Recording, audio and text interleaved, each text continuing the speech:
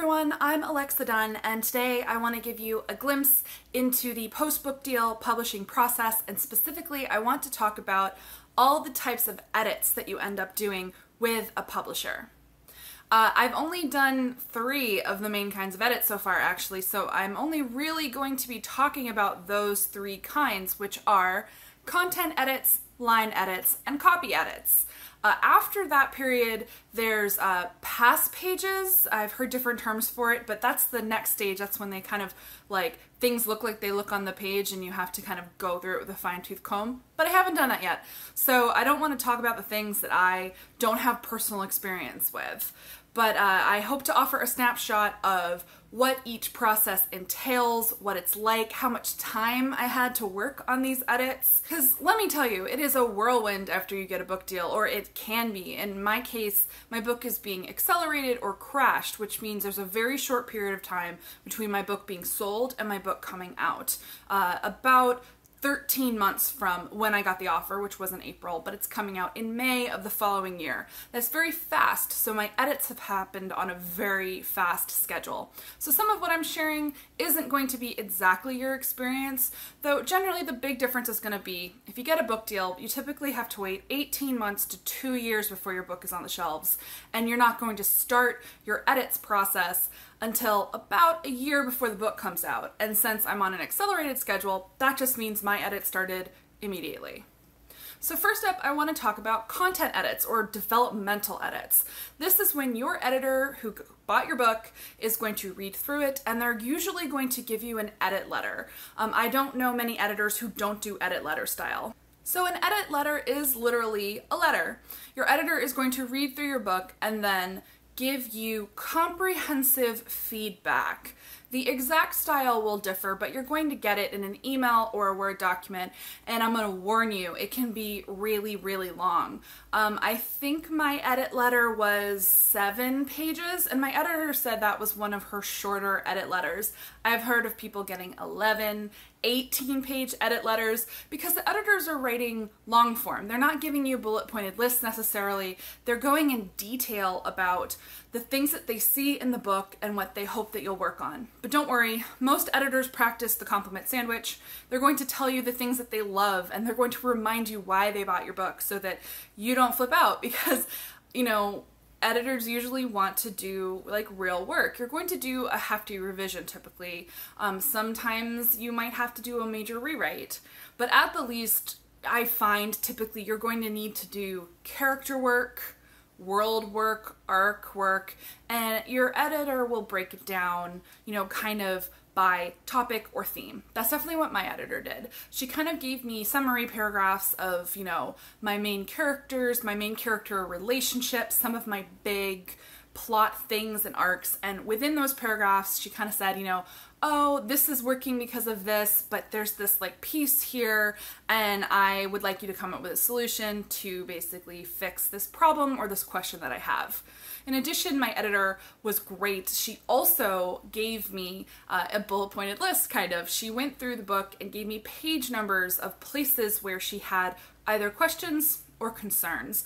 And it was great for me because I had the big picture feedback in those summary paragraphs, and I could kind of absorb it and digest the big ideas.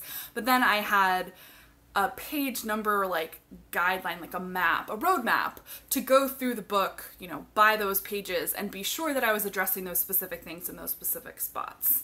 So developmental edits, I had 5 weeks to do them. That's pretty typical.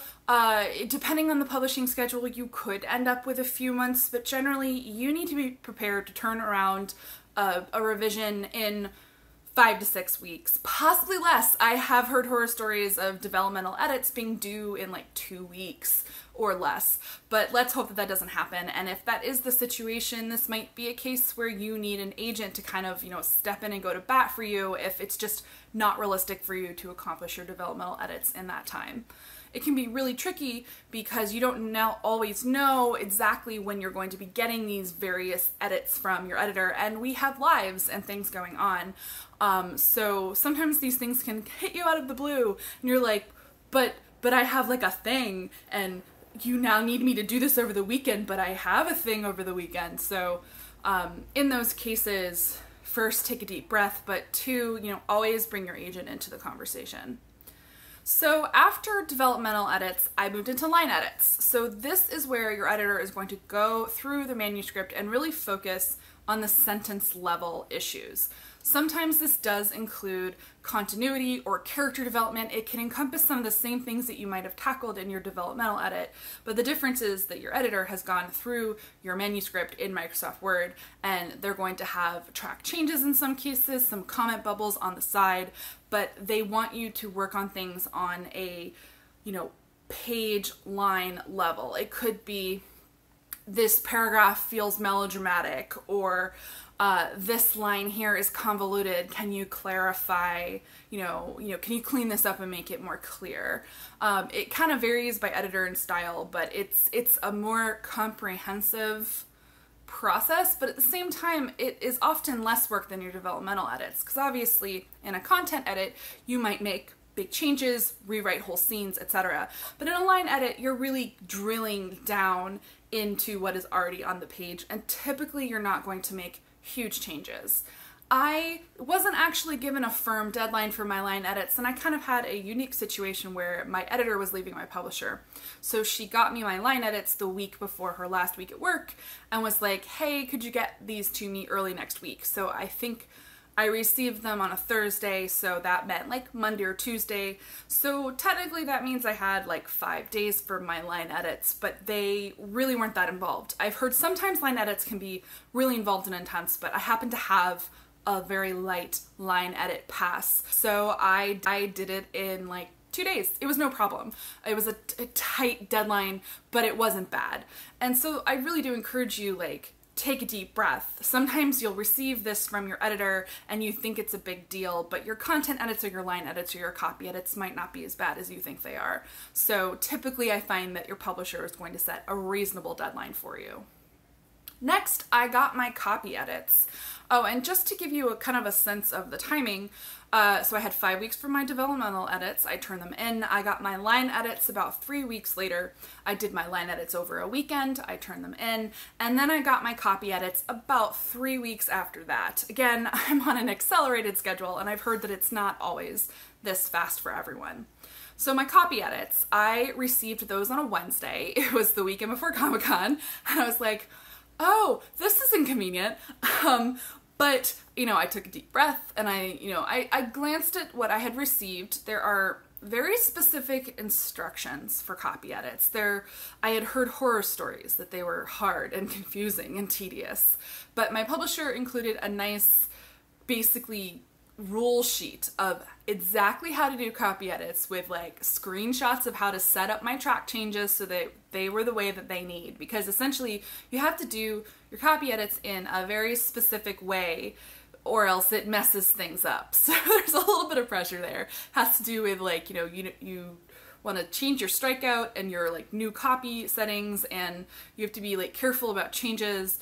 And the magical word that you're going to learn with copy edits is STET. S-T-E-T, and that means that the copy editor has made a change. You don't like the change, so in brackets you're going to put STET, which tells the page setter, ignore that. And so depending on your copy editor, you might have to STET more than other people. I did light stetting. I didn't really have huge issues. I think my copy editor is the most polite person on the planet. They would make a change or a suggestion and go, is this okay? And I was like, bless you. We should be friends. She was so nice. And she helped me with my continuity. So she is a saint because some of my continuity was a bit. But copy edits, I was given almost 2 weeks, not quite 2 weeks, so 2 days shy of 2 weeks, which turned out to be more than I needed. Once I really sat down and dug into my copy edits, it went super fast. I only had to rewrite or clarify in a few places, and the rest of it was just reviewing changes, which is mostly grammar, usage, clarity, and continuity, and just if it was okay, I left it alone, which was nice. I didn't have to, okay every individual change. I just kind of moved on if I was okay with it. And then as I mentioned, some stetting. But it went really fast, and I actually turned in my copy edits early. I turned them in last week, and I figured, you know, they're done, so why not get them to the publisher early, and the next time there's some deadline that's crazy and I'm struggling, if I need a couple extra days, I've earned some goodwill.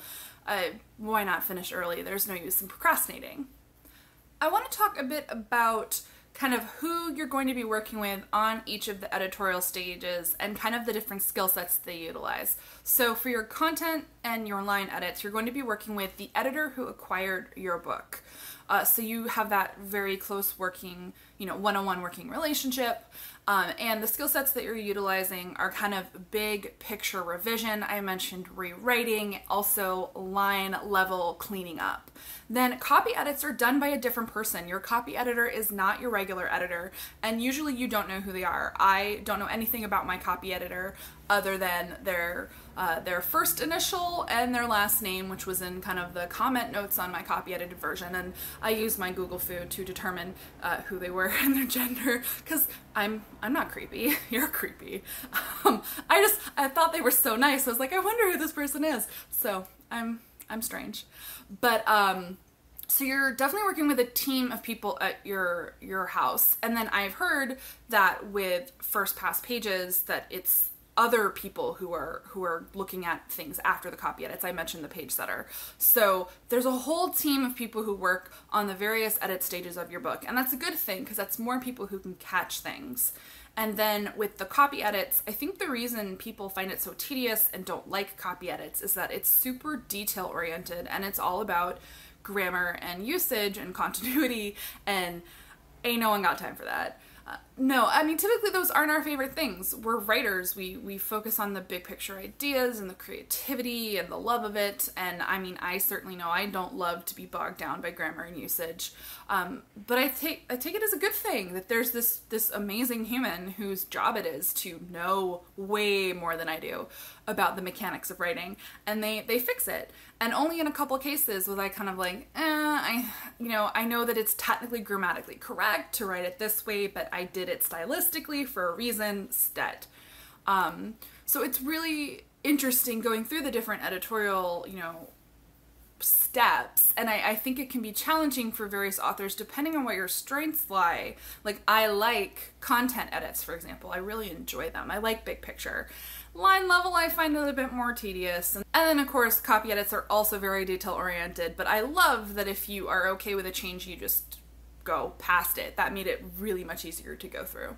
So that is their snapshot of kind of edits after a book deal. Content edits, line edits, copy edits, utilizing different skill sets. They can happen really fast. You have to be ready to hit the ground running when your publisher sends these things to you. But it's all part of this beautiful magic of making a book. And probably the most terrifying thing for me about copy edits is it was almost the last time I'm gonna get to make changes in the book, like second to last time. I can change about 10% with past pages, and I don't imagine having any major changes, but it's scary, guys. Like, this is a real book, and now that the copy edits are done, they're going to do arcs. Like, you're gonna read it, and if I messed anything up, like, you're gonna laugh at me. I'm kidding. No. So yeah, if you have any questions about how this works, tips and tricks for editing, what it's like working with an editor, like, drop that down in the comments, and I look forward to the next time I can give you kind of a slice and a view into the post-book deal publishing world. So happy writing, everyone.